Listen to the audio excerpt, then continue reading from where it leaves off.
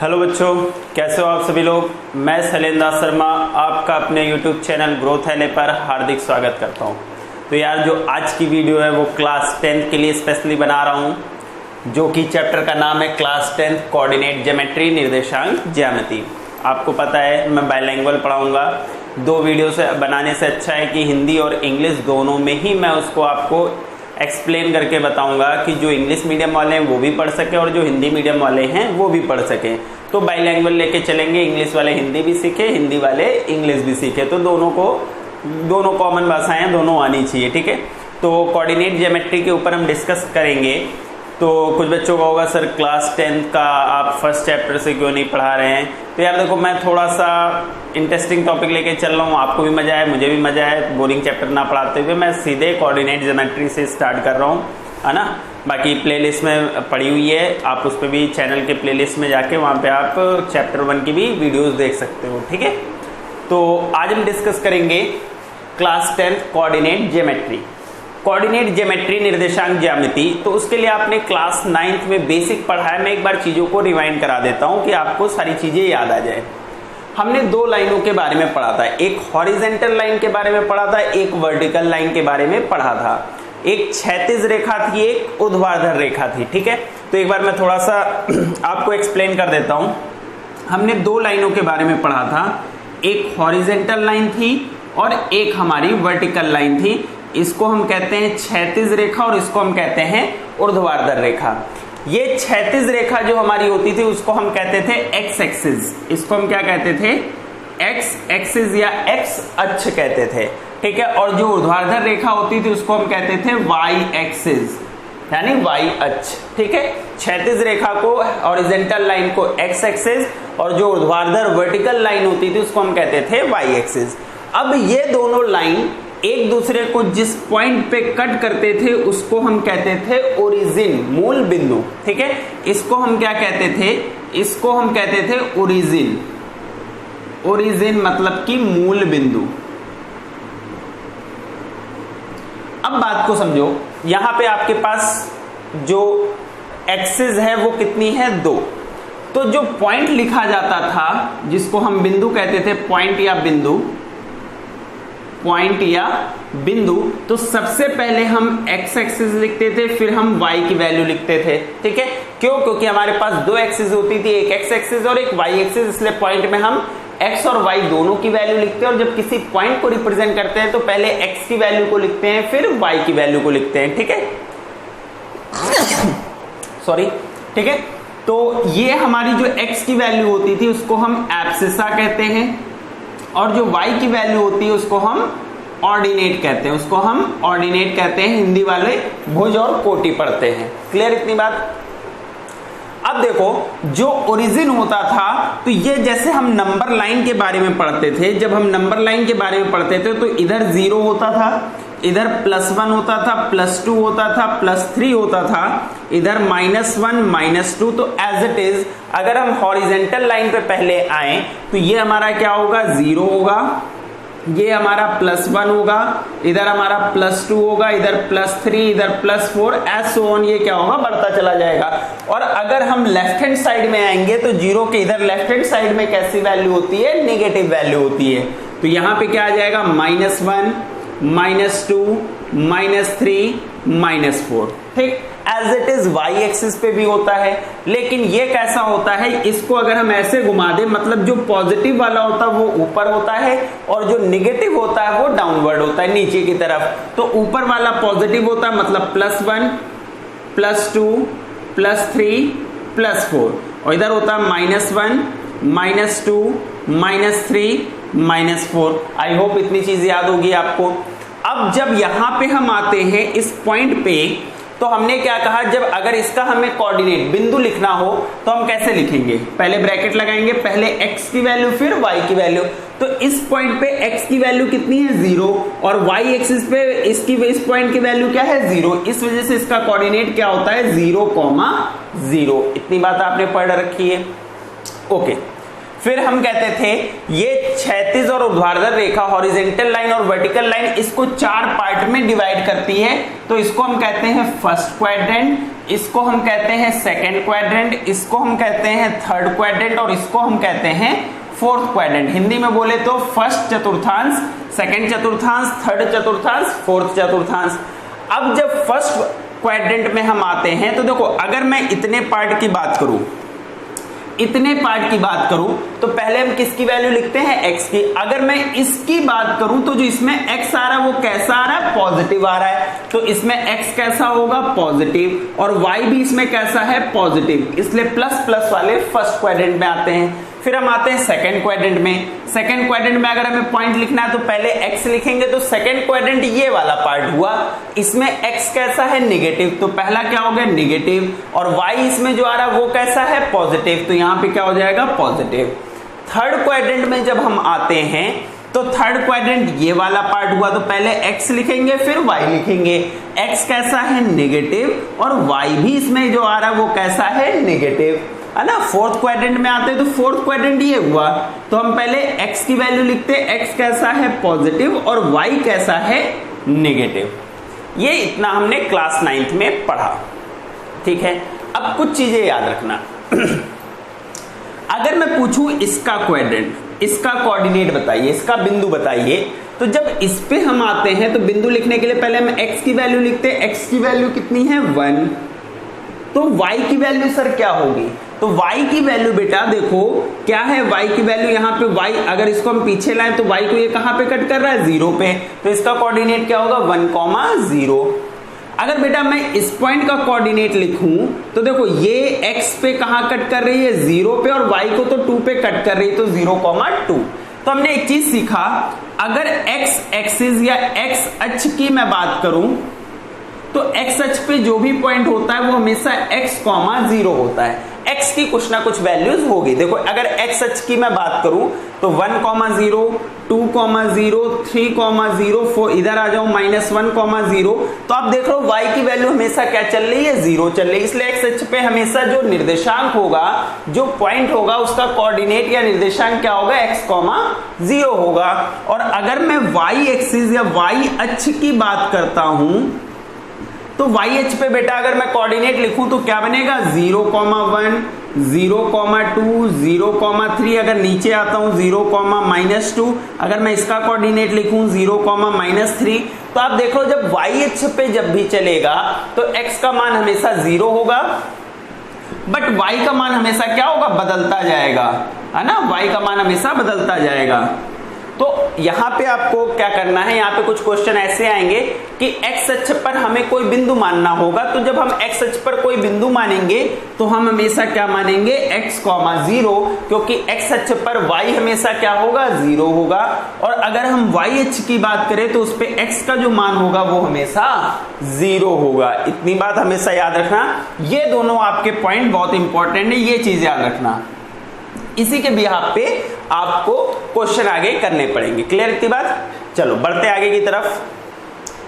चलो बढ़ते हैं आगे के टॉपिक की तरफ। जो क्लास 9 का जितना बेसिक था वो हमने आपको क्लियर कराया, अब आते हैं 10th की तरफ।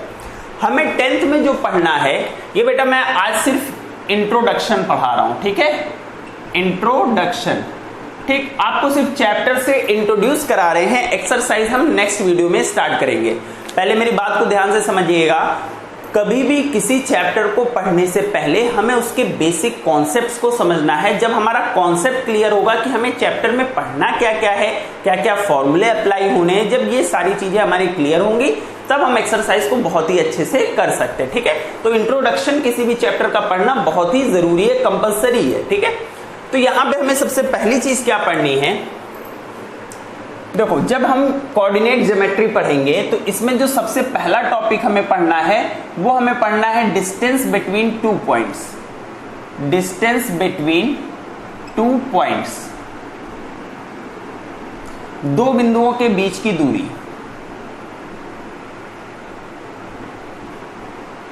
दो बिंदुओं के बीच की दूरी, हमें ये चीज पढ़नी है।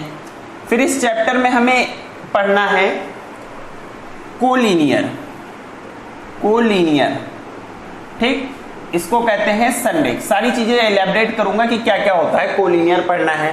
फिर इसमें हमें पढ़ना है सेक्शन फॉर्मूला, ठीक है, सेक्शन फॉर्मूला पढ़ना है, फिर इसके बाद हमें इसमें पढ़ना है सेक्शन फॉर्मूला पढ़ना है, फिर हमें इसमें पढ़ना है एरिया ऑफ ट्रायंगल।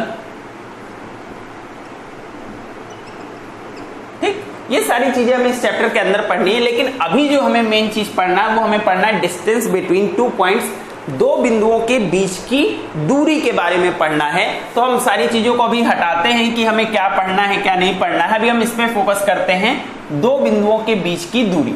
तो इसका जो बेटा फॉर्मूला होता है, पहले मैं उसको एक्सप्लेन करता हूं कि फॉर्मूला कैसे जनरेट होता है, दो बिंदुओं के बीच की दूरी, डिस्टेंस बिटवीन 2 पॉइंट्स कैसे फाइंड करते हैं। ठीक है, तो सबसे पहले हम अपना कार्टेशियन प्लेन बना लेते हैं।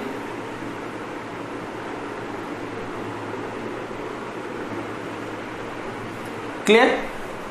तो देखो बेटा, मैं मान लेता हूं कि मेरा एक पॉइंट यहां पे है और एक पॉइंट यहां पे है। ठीक है, तो भाई जो पॉइंट होगा, अगर मैं मान लूं कि यहां पे जहां पे कट कर रहा है इसको,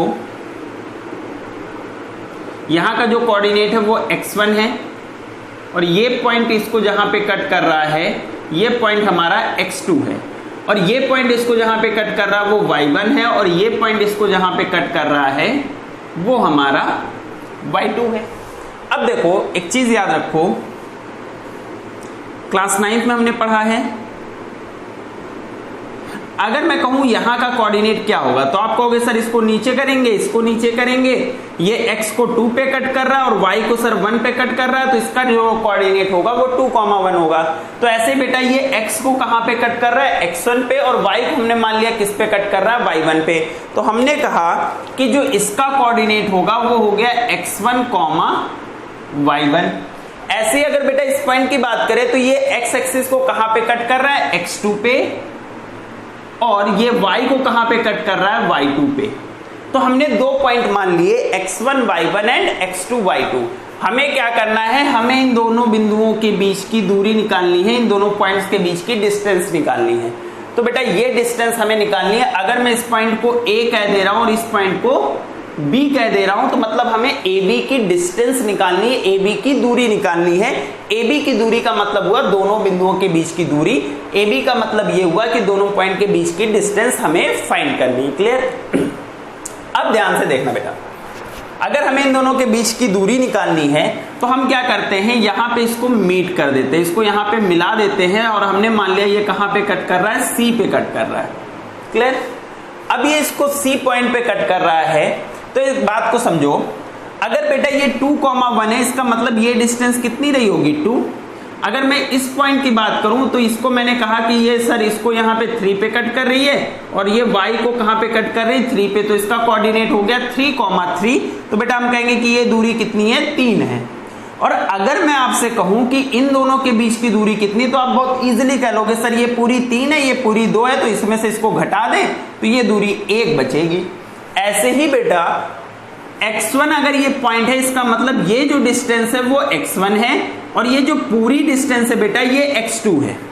ठीक है, तो मैं कहना चाह रहा हूं कि इन दोनों के बीच की दूरी कितनी होगी, तो आप कहोगे सर पूरे में से ये वाली दूरी हटा दे तो ये दूरी बचेगी, पूरे में से अगर हम इस दूरी को हटा दे तो ये दूरी निकल आएगी। तो पूरी दूरी कितनी है, x2, और ये दूरी कितनी है, x1। मतलब अगर हम x2 से x1 घटा दें तो हमें जो ये दूरी है, ये दूरी हमें पता चल गई। ठीक है, तो हमें ये जो दूरी निकल के आई बेटा, ये x2 माइनस x1 निकल के आई। ऐसे बेटा देखो, अगर ये y1 है, कहने का मतलब है ये जो डिस्टेंस है ये y1 है, अगर ये y1 है तो ये भी y1 होगी, तो ये भी कितनी हो जाएगी, y1 हो जाएगी। और ये बेटा अगर y2 कोऑर्डिनेट है तो ये पूरी y2 है, तो इसका मतलब ये पूरी डिस्टेंस कितनी हो जाएगी, y2 हो जाएगी। अगर बेटा मैं पूछता हूं कि B और C के बीच की दूरी कितनी है, तो आप कहोगे सर पूरे में से ये वाली दूरी घटा दे तो ये निकल आएगी। तो हमने क्या किया, पूरे में से y2 में से ये वाली दूरी हटा दी, तो y2 माइनस y1, तो हमें ये दूरी निकल आई। क्लियर इतनी बात? अब देखो बेटा, जितनी दूरी ये होगी उतनी ही दूरी ये भी होगी। ठीक है, अगर ये x2 माइनस x1 है तो ये भी कितनी होगी, x2 माइनस x1, ये हो गया। ठीक, अब बात को समझो, हमें क्या निकालना था, हमें A और B के बीच की दूरी निकालनी है। हमें ए और बी के बीच की दूरी निकालनी है। तो बेटा ये जो ट्रायंगल ए बी सी बनेगा ये एक समकोण त्रिभुज है। तो हम यहां क्या लिखेंगे, चूंकि since triangle A B C एक समकोण त्रिभुज है, एक समकोण त्रिभुज है, या फिर हम लिखेंगे triangle A B C is a right angle triangle. ठीक, एबीसी क्या है, एक राइट एंगल ट्रायंगल है। तो बेटा अगर ये एक समकोण त्रिभुज या राइट एंगल ट्रायंगल है तो इसमें हम पाइथागोरस थ्योरम लगा सकते हैं। तो आपको पता है ये जो एंगल बनेगा ये 90 डिग्री बनेगा। तो पाइथागोरस थ्योरम क्या होता है, हाइपोटेनियस का square equals to perpendicular square plus base square, मतलब कर्ण का स्क्वायर बराबर लंब का स्क्वायर प्लस आधार का स्क्वायर। तो कर्ण कितना बेटा, हाइपोटेनियस कितनी है ए बी, परपेंडिकुलर कितना हमारा BC और AC। तो हमने क्या कर दिया, AC का स्क्वायर प्लस BC का स्क्वायर। AB तो हमें निकालनी है, AC बेटा कितनी है, AC हमारी x2 minus x1, x2 minus x1 का होल स्क्वायर, क्योंकि फॉर्मूले में स्क्वायर लगता है, प्लस BC स्क्वायर। तो BC बेटा हमारी क्या है, y2 माइनस y1। तो BC की जगह हम क्या कर देंगे, y2 माइनस y1 का होल स्क्वायर। तो बेटा यहां से अगर AB की वैल्यू निकाले तो यहां से स्क्वायर हटेगा तो पूरे पे क्या आ जाएगा, under root x2 minus x1 का whole square plus y2 minus y1 का होल स्क्वायर। तो ये बेटा जो AB निकली ये क्या निकला, दो पॉइंट के बीच की डिस्टेंस का फॉर्मूला निकला। ठीक है, अगर आपको एक्सप्लेनेशन में कुछ प्रॉब्लम हो रही तो आप डायरेक्ट फॉर्मूला भी याद कर सकते हो, x2 माइनस x1 का whole square plus y2 minus y1 का होल स्क्वायर। क्लियर। आप इस फॉर्मूले को ऐसे भी पढ़ सकते हो, AB equals to under root y2 minus y1 का whole square plus x2 minus x1 का होल स्क्वायर।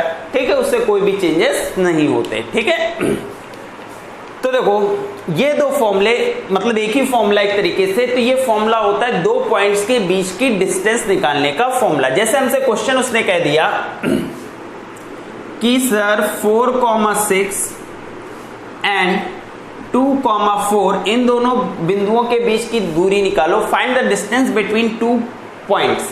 तो बेटा ऐसी कोई रेस्ट्रिक्शन नहीं होती कि हम x1 y1 या x2 y2 किसी को भी मान सकते हैं। हमने थोड़ी देर के लिए x1 y1 इसको माना, x2 y2 हमने इसको माना। ठीक है, हमें इन दोनों बिंदुओं के बीच की क्या निकालनी, दूरी निकालनी। तो हम तुरंत फॉर्मूला लगाएंगे, सर हमें फॉर्मूला पता है क्या होता है, x2 माइनस x1 का whole square plus y2 minus y1 का होल स्क्वायर। तो देखो क्या बना, x2 हमारा कितना है 2 माइनस x1 कितना है 4 प्लस y2 हमारा कितना है 4 और y1 हमारा कितना है 6 का होल स्क्वायर। तो देखो ये क्या बना, 2 माइनस 4 का मतलब है -2 का स्क्वायर, 4 माइनस 6 का मतलब है -2 का स्क्वायर।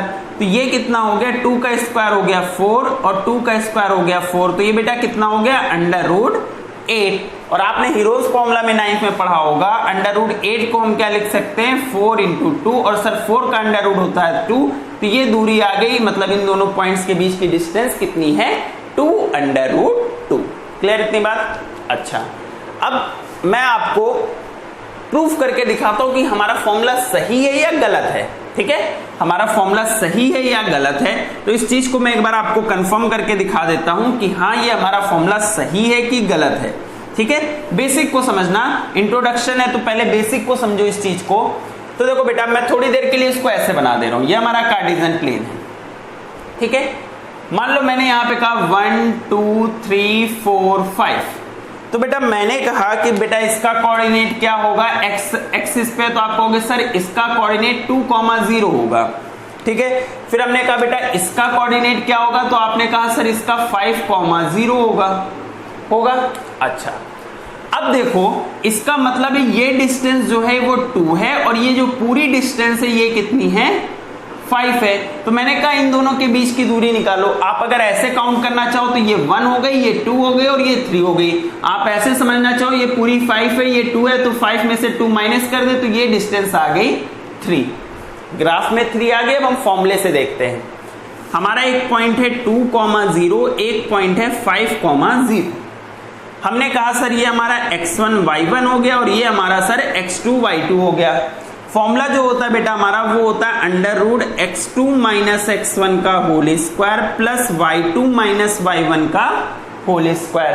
ठीक है, तो अब हम क्या करेंगे, √x2 हमारा कितना है 5, x1 हमारा कितना है 2, तो ये हो गया 5 - 2 का होल स्क्वायर प्लस y2 हमारा कितना है 0 और y1 हमारा कितना है 0 का होल स्क्वायर। तो बेटा ये क्या हो जाएगा 5 - 2 3 का स्क्वायर, 0 - 0 0 0 का स्क्वायर करेंगे तो सर 0 आएगा। तो ये बेटा कितना हो जाएगा 3 का स्क्वायर 9 + 0, 9 + 0 का मतलब क्या हुआ √9 और √9 की वैल्यू क्या होती है 3। ठीक है, यहाँ पे हिंदी मीडियम वाले इसको इकाई लिखेंगे क्योंकि इसकी कोई भी यूनिट नहीं होती है, और इंग्लिश मीडियम वाले इसको 3 यूनिट लिखेंगे। ये बेटा नहीं लिखोगे तो इस पे मार्क्स कट जाता है। ठीक है, तो इसकी डिस्टेंस जो हो गई वो 3 यूनिट और ग्राफ में भी हमारी कितनी थी 3 यूनिट थी। क्लियर इतनी बात? ठीक है, तो ये बेटा ये डिस्टेंस बिटवीन 2 पॉइंट्स का कॉन्सेप्ट था, इंट्रोडक्शन था। ठीक है, तो हम वीडियो को ज्यादा लंबी नहीं खींचेंगे आज के लिए, छोटी सी वीडियो इसीलिए बनाई है क्लास 10th के लिए कि आप इंट्रोडक्शन को समझ सको। आपके क्लास 9 का जो भी चीज थी आपने जो पढ़ी थी, मैंने उसको थोड़ा सा चीजों को रिवाइंड कराया, चीजों को याद दिलाया, और जो क्लास 10th में हमने पढ़ना है उसका हमने छोटा सा बेसिक कॉन्सेप्ट भी आपको आज क्लियर किया है। ठीक है, तो देखो बेटा पिछले साल बच्चों का पेपर कैंसिल हुआ था, जरूरी नहीं है कि आपका भी पेपर इस साल कैंसिल हो, तो प्लीज मन लगा के पढ़ते रहिए और हमारे साथ बने रहिए। अगर वीडियो आपको अच्छा लग रहा है तो अपने फ्रेंड्स और सबको ज्यादा से ज्यादा लोगों को पहुंचाने की कोशिश करिए, पढ़ते रहिए। ठीक है, आज के लिए इतना ही। Thank you so much, bye bye, good night.